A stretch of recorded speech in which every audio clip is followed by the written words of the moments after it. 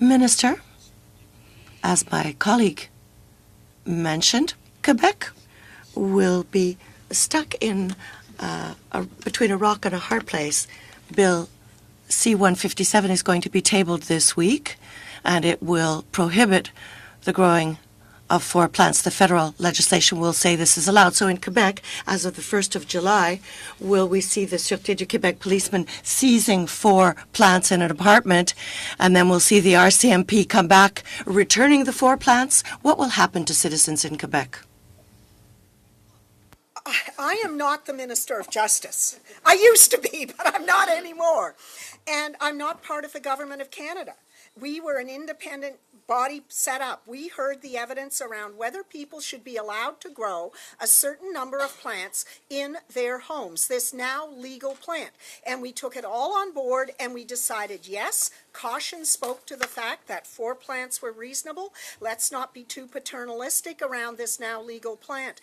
But if Quebec chooses zero home grow, and the federal government has allowed 4 plants, I think the federal Minister of Justice has said that she will not challenge that in court, but some member of civil society might, and then the matter will be joined and it will be resolved ultimately probably by the Supreme Court of Canada.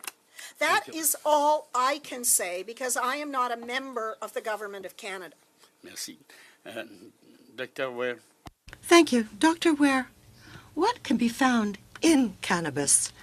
Well, there are several chemicals, cannabinoids like THC, CBD, some other acids. In other forms, there are terpenes, ingredients that give to cannabis its smell, its characteristic odor, etc.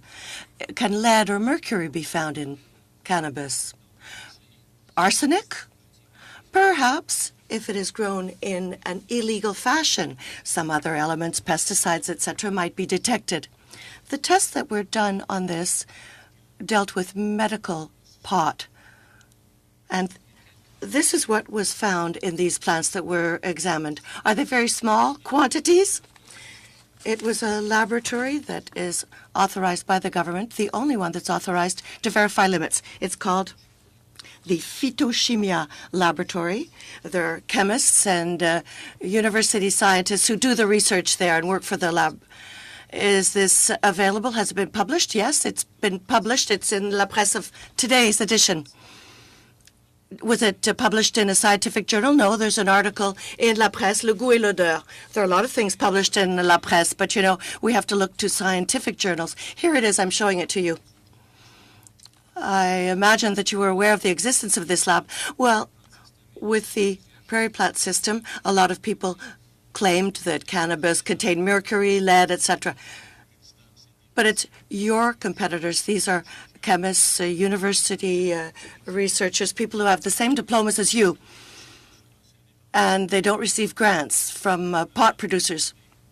This is a private lab sanctioned by the Quebec government that calls upon this lab to analyze medical marijuana. That's what you're doing now.